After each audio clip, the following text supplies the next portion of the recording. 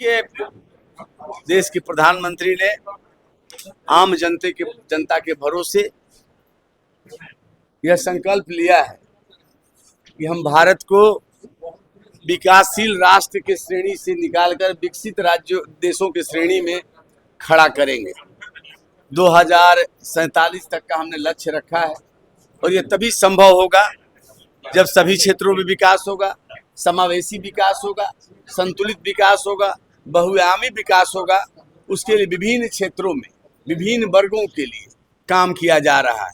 जहाँ एक तरफ विकास की योजनाएं चल रही है, दूसरी तरफ जन कल्याणकारी योजनाएं आम लोगों तक पहुंच रहा है, उनके जीवन में बदलाव आ रहा है। देश को उम्मीद जगी है और हम सबको भी भरोसा है कि प्रधानमंत्री जी के नेतृत्व में देश तेजी से जो आगे बढ़ रहा है उसका लाभ देश को मिलेगा और हम उस लक्ष्य को पाएंगे जिस लक्ष्य को हमने निर्धारित किया है। देखिए, उच्च शिक्षा के क्षेत्र में सरकार का प्रयास है कि जो अभी सत्र विलंब से चल रहे हैं, शैक्षणिक सत्रों को नियमित किया जाए। महामहिम राज्यपाल ने एक शैक्षणिक कैलेंडर भी लागू किया है ताकि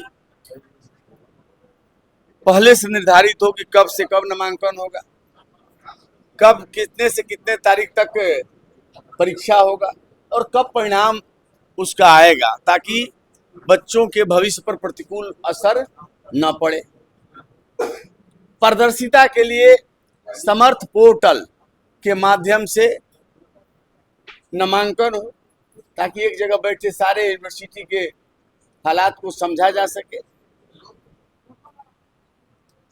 और शिक्षा की गुणवत्ता कैसे ठीक हो। जो शिक्षकों की कमी है उसको पूरा करने का प्रयास हो रहा है। कुल मिलाकर के जिन कमियों को हम लोगों ने चिन्हित किया है, प्रमुख कमियों को, उसको दूर करने की दिशा में सरकार आगे कदम बढ़ा रही है और उसी का परिणाम है कि जब हम लोगों ने यह पाया कि बच्चियां इंटर के बाद ड्रॉप आउट हो रही हैं, क्योंकि कॉलेज उनके नजदीक नहीं है, डिग्री कॉलेज, और इसी को ध्यान में रख करके, हालांकि लाभ उसको बच्चियों और बच्चों सबको मिलेगा, इन बच्चियों को विशेष लाभ मिलेगा। इसी को ध्यान में रख करके डिग्री कॉलेज विहीन जो प्रखंड थे, वैसे 211 प्रखंड चिन्हित किए गए हैं, वहाँ डिग्री कॉलेज की स्थापना हम लोगों ने कर दी है और जुलाई से उसकी पढ़ाई भी प्रारंभ हो जाएगी। समर्थ पोर्टल के माध्यम से एडमिशन के लिए लोगों का आवेदन भी लिया जा रहा है।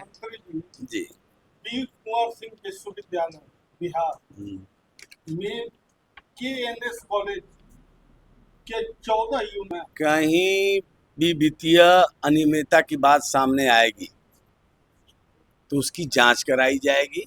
सरकार को वित्तीय अनियमितता स्वीकार नहीं है, बल्कि मैं आपको बता दूं कि उपयोगिता प्रमाण पत्र भी अगर विश्वविद्यालय नहीं देंगे तो उनको वेतन पाने में, पेंशन पाने में कठिनाई होगी।